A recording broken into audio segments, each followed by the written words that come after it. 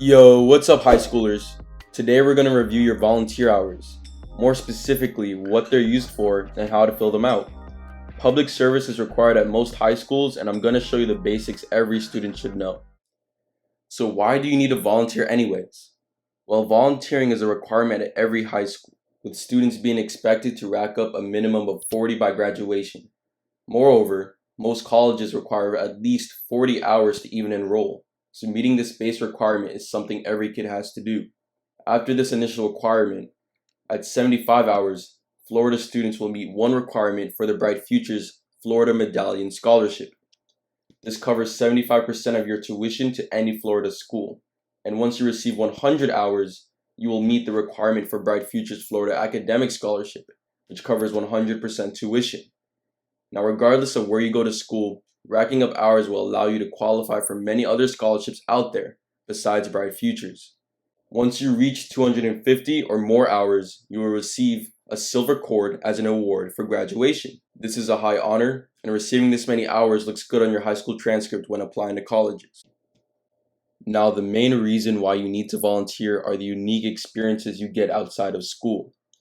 The non-materialistic rewards for volunteering are worth it, and a great way to build character and morals once you leave high school. This is especially true when applying to colleges, where they want to see how you matured as a person, as well as how your experiences shaped who you are today. So here I brought some basic info and tips you guys should know before you start volunteering. The first is that volunteer hours can be earned basically everywhere. Most schools provide hundreds of opportunities to volunteer at campus, but almost every community will take extra hands to help them. Don't be afraid to look around or ask people you know if they need some extra help.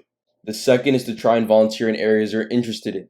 This is very true for students going to college. Take me, for example. Since sophomore year, I've been interested in STEM careers, and now I'm volunteering at my local museum to learn how coding, design, and creativity are used in the real world.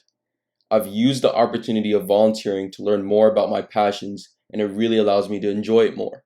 I suggest you guys try to do the same. Lastly, all volunteer hours must be submitted to your school or guidance counselor.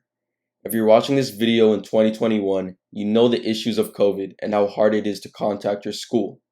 What I recommend to do is to email your guidance counselor as to how you can submit your hours. More than likely, they'll allow you to email pictures or drop it off at your school. Now let's look at what the volunteering form looks like and how we fill it out. Your volunteer form comes with two basic papers, one to be filled out with basic info as to where you volunteer, and one to record your hours. The first form comes with 4 parts, labeled A through D. Part A is to be completed by you, so here you'll put some basic info as well as signing off that you agree to volunteer at your desired place.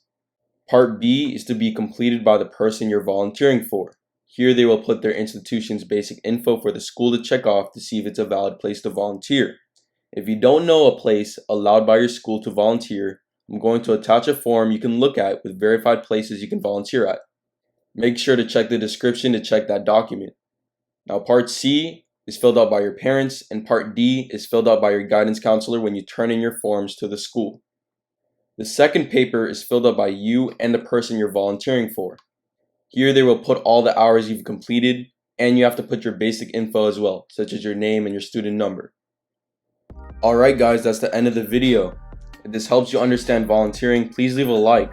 Also, if you want me to explain Bright Futures or the best ways to get scholarships, let me know in the comments below. Check out some of my other content and keep on learning, guys.